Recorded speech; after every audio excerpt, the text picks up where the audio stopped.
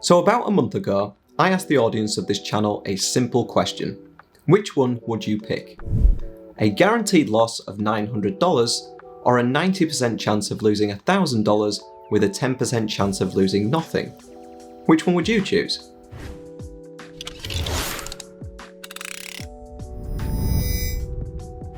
Well, 3 times as many people chose to take the risk of no loss as they did the guaranteed loss, which is very interesting as it's a very good example of the psychological tendency the majority of people have called loss aversion. But the question is this a good trait or a bad trait? Let's take a look. In a nutshell, loss aversion is the tendency to prefer to avoid losses than make gains of an equal value. This was first identified by psychologists Amos Tversky and Daniel Kahneman.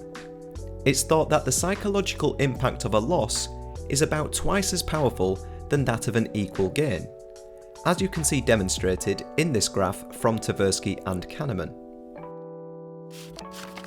But what does this mean for us traders? Well, let's go back to the question that I posed to the audience of this channel. If you take the expected outcomes for both of the options given, they are the same. So in theory, perhaps we should expect a 50-50 split rather than the 25-75 split we see in the answers given. So why did 3 times as many people choose to risk that extra $100? Well, the answer is, humans by nature don't like being wrong. In fact, we're brought up being taught that we need to be right. Think of any scenario in school or in the workplace. Getting the answer right or doing something that yields a positive outcome is what we all strive to do, and what we're all judged on. And so faced with the option of a guaranteed loss, or as some may see it simply being wrong, or having the possibility to undo that loss or failure at the risk of only making the loss slightly worse, seems the most sensible choice to most people. But when it comes to trading, this kind of thinking can be detrimental. Let me show you. In the previous scenario, where we are given the 2 options, let's say we have a trading account of $2,000, and suppose we take the second option and choose to risk the extra $100 in order to have a chance at breaking even. But, as the odds of that choice suggest it will, it backfires and we lose $1,000. Our account now stands at $1,000, and in order to get the account back to the starting value of $2,000, we'd need to make a 100% gain on the account. However, if we'd taken the guaranteed loss of $900, our account would be at $1,100 and would only require a gain of just under 82% in order to get back to that starting value of $2,000. This concept is often completely unacknowledged by traders who are blinded by the thought of simply trying to undo the loss they are immediately faced with. Instead, if they accept the loss and think more long term, then they are often in a much better position to move on from that loss. This sort of thinking will usually cause longer term issues in your trading too. Good strategies have stop loss levels for a reason. That reason being that if the price reaches the stop loss level, the chance of success for that trade has diminished to a point where it's no longer worth holding that position. Therefore, moving the stop loss, or even worse, removing it altogether, is a high probability way of throwing away more money. However, on occasion it may actually work. You might risk that extra $100 and end up closing that trade at break even as a result of that decision. And as Tversky and Kahneman explain, avoiding that loss of $1,000 is much more powerful than growing the account by $1,000. In future trading scenarios, that experience will be at the forefront of your mind.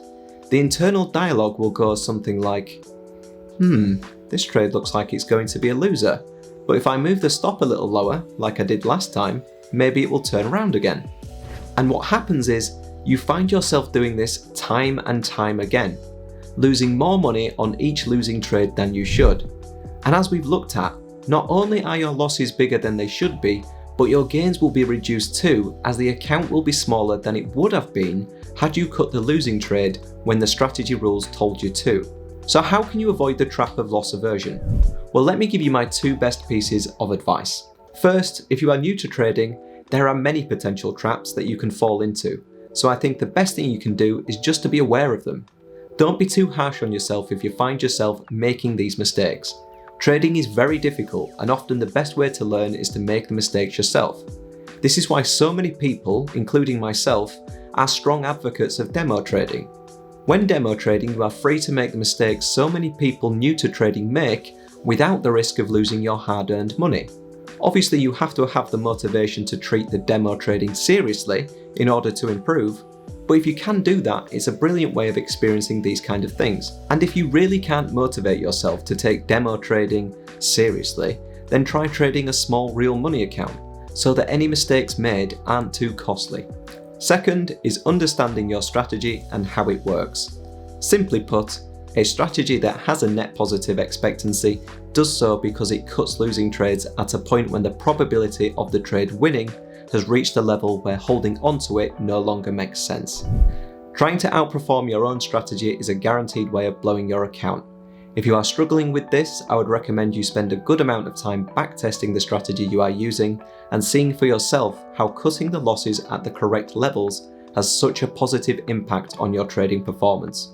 This way, when you are in a live trade situation, you can reassure yourself that you are making the correct decision to close the trade for a loss because you've seen it in your backtesting. If you're looking for some resources to help with this, check out the premium journal I have on the Disciplined Trader website. I also have a strategy tester spreadsheet if you're looking to backtest a strategy. You can find links to videos and links to the purchase pages in the description for both of these. I hope that's helped traders. I'd be very interested to hear your thoughts on loss aversion. Maybe it's something you suffer from, maybe it's something you've overcome. If so, let me know down in the comments. I'm sure your thoughts and advice will be greatly appreciated by other viewers of this video too. Thanks for watching traders, and I'll see you next time.